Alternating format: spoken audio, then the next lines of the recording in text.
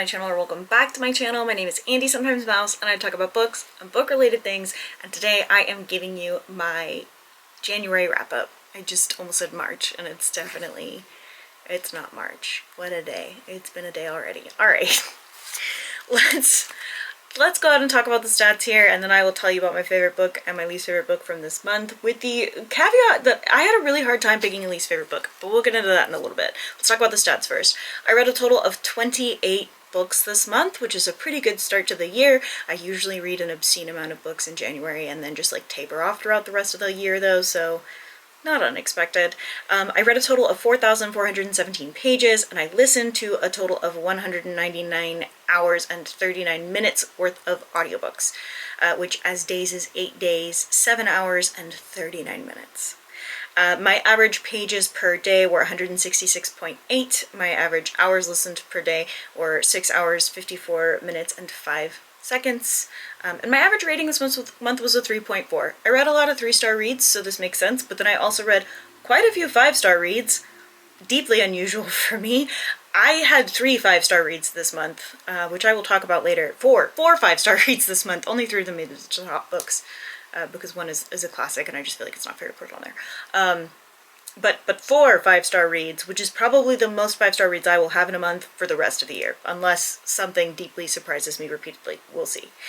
I purchased a total of 3 books, which is way more than usual, but I did have a friend come into town, hi Landis, and we went book shopping. Like, that's legitimately the 2 activities outside of house we had planned on doing, so it was in my plans. I spent a total of $63.43, and I've actually already read one of the books that I purchased, and I plan to read the other 2 next month, so clear your shit, who? I checked out a total of 19 library books, which saved me $355.14. Good start to the year. I had 6 rereads this month. 16 of the books that I read were audiobooks, 10 were ebooks, and 2 of them were physical books. For the intended audience, 14 of them were adult, 12 of them were young adult, which is pretty high for me, honestly, and 2 of them were children or middle grade. And I can probably guess which ones those were, honestly. For the genres, which you guys will see some of what that looks like in the video that I have coming out in a couple of months, I think, for the 2025 book blanket. I read 1 sci-fi book, 14 fantasy books, 1 romance, 1 historical, 2 thriller, 6 horror, 1 classic, 1 nonfiction, and 1 contemporary, which means I hit the mark on every single genre, which is something that I want to do every month, so we'll see how that goes. But those were pretty good stats this month. It's a pretty good start to the year. I'm very pleased with the books that I read. I'm pleased with the planning on everything. Everything is shaping up nicely for it to be a nice reading year. Of course, things can happen. I can hit reading slumps, whatever, but regardless, I'm excited about the way that my reading is shaping up. So let's talk about the top books of the year, of the month, and then I will talk about the worst books of the month. The first one I have, and it was the very first 5-star read of this year, and that is going to be Off With Their Heads by Zoe Hannah Makuta. I did not expect this.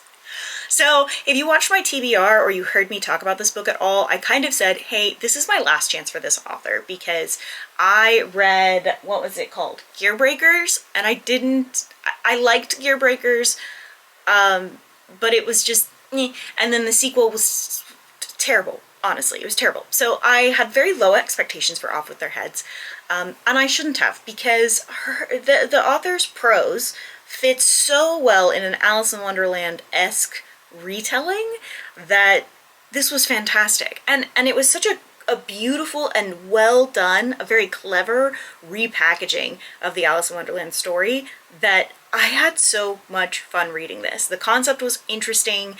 The way that we have characters that are sort of named after the other characters, Hattie, I think, is one, for like the Mad Hatter. The Red Queen has a name. I thought that it was Icky. I thought that it was done just really well.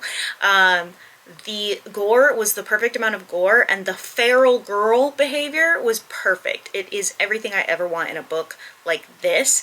I think in my review on my notebook I had said that this was like if Scapegracers and an Alice in Wonderland book got together and created a story, and this was that. We love feral girls. Yeah, Scape Racers meets Wonderland. The nonsense prose worked better here than in Gearbreakers, is what I had said, and I stand by that. I agree. It works much better in this world than it did in the author's previous books. Next, we have Compound Fracture by Andrew Joseph White, which will officially forever have a very sweet spot in my heart. It is about a trans, queer, autistic kid in West Virginia, which is, you know, it's hard to be a queer person in the South. It's hard to be a neurodivergent person in the South. But this book has ghosts, and it has murder, and it has history, and it has community gathering together, because you know what, in the South, even if they don't agree with or understand who you identify as, they're likely to band together to support you if you're one of theirs, if you belong to them. That's kind of the thing. It emphasizes so much of the history of the South that I think like a lot of people glaze over because they just want to hate on the South itself, while forgetting that there are queer people in the South that need your support too. And there's also this conversation of like, why do you not leave the South? Like, it's not built for you. And it's like, no, but it's mine, and you'll have to take me out in a body bag. And I felt very seen and heard in those things, in those concepts. The underlying concepts of the actual overarching plot was so beautifully done. The writing style was fantastic, but I already knew that I liked this author's writing style, so I went in expecting as much. The main character fits the usual main character for this author. I like that. I have no beef. It was a fantastic book, and it was also a 5-star read for me. The third one, another 5-star read, is Someone You Can Build a Nest In by John Wiswell. This is marketed as a fantasy, a romance, and a horror, and I wanted to be also marketed as a comedy. This book, our main character is a monster who can shape herself out of other things, and this monster falls in love. The gore was gory, and I liked it a lot. The brutality was fantastic. However, the writing style, the conversations, the way that the main character talks the whole time was just fantastic. Sometimes comforting is easier than arguing, things like that. It was a clever, weird, cute story that I just deeply enjoyed it. You know, our monster is constantly like, how do I not tell my girlfriend I'm a monster, while also letting her know that I could eat her mom if given the opportunity, if she wanted me to. Just trying to figure that out, because don't want to make it weird, but also her mom deserves to be eaten. Things like that. And there was a bit of a twist at the end, which surprised me. I just really, really enjoyed this book. The characters were pristine. There was a lot of quotable moments in it. There were some logic issues for me and a little bit of atmospheric things that I just didn't care for. But other than that, it was a fantastic book. The fourth book, and it's not on this list because it is a classic, and I feel like everybody kind of like knows about this book, is Animal Farm by George Orwell. That is the fourth book that I rated 5 stars this month. It doesn't make it to the top books because one, it's a reread, and then two, it's a classic, so like most people have already read it, so I'm just not including it on this list. But if you haven't read Animal Farm by George Orwell, you should. It's a solid book, so you should read it. For my worst book this month, the disclaimer here is that I didn't actually dislike any of the books that I read this month. I can't blatantly say, I hated this book, it was terrible, I never want to read it. No, I can say I never want to read it again for some of them, but to say that I like deeply disliked or hated any of them, I really can't say that. Nothing got below 3 stars, everything was tolerable, there wasn't any glaring issues, so it's a little bit difficult for me to give this rating, but I am going to put The Sacred Lies of Minnow Bly by Stephanie Oakes as my least favorite read this month. I wouldn't say the worst or whatever, but it would be my least favorite read this month. I will never pick this book up again. It wasn't that interesting. It was fine. It was paced well. I just didn't feel particularly invested in it. I just felt like I didn't care. Like it was just a book I had on because I needed the noise kind of thing.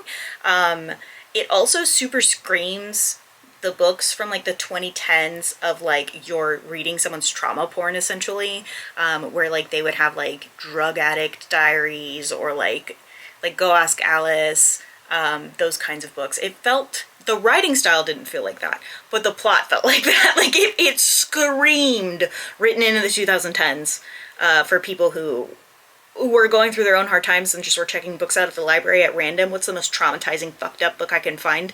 This is it. Cool, thanks. That my mom won't take away? This is it. Cool, thanks. It's giving that energy. I would have devoured it in high school. Don't get me wrong. High school me, she would have eaten that shit up. I would have been like, this is the best book I've ever read. Because that was my standard for reading at the time. I hadn't read Hunger Games yet. No, I did read Hunger Games in high school because I'm old. But it was okay. It just was, right? I came away with it going, okay, I will probably never think about this book again. To the point that when I was thinking, I was like, what the heck do I pick for my worst book this month? What do I pick? I didn't read anything that I feel even indifferent about. I realized I'd completely forgotten I read this book. Which to me, while I know my memory is bad, it is not that bad. And so I realized that this has to be the pick. Does that mean the book is horrible and nobody should read it? No. It just means that I personally wouldn't pick it as the all-time best book I've ever read. And that's it. That's the wrap-up. She's short, she's sweet this month. I feel like I did a good job taking my notes this time. So she's short, she's sweet. And she's fun to give to you. If you've read any of these books that I talked about or are interested in any of the stats that I talked about, let me know in the comments down below.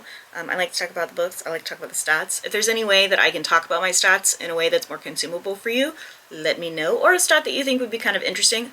I don't know that I'll be able to track it. I feel like I have my tracking system pretty solidly down. But if I think I can, I might add it. So you never know.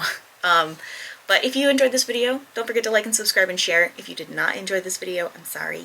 Let me know if I can make it better, unless it's my opinion, then I can't help you with that. But I post videos every Tuesdays and Thursdays at 10 a.m. Central Standard Time, except for the first full week of the month. So I will see you next week, or later this week. Sorry, I'll see you later this week. I think that's it. Don't forget to take your meds, drink your water, and do something today to take care of yourselves. Okay, thanks, bye.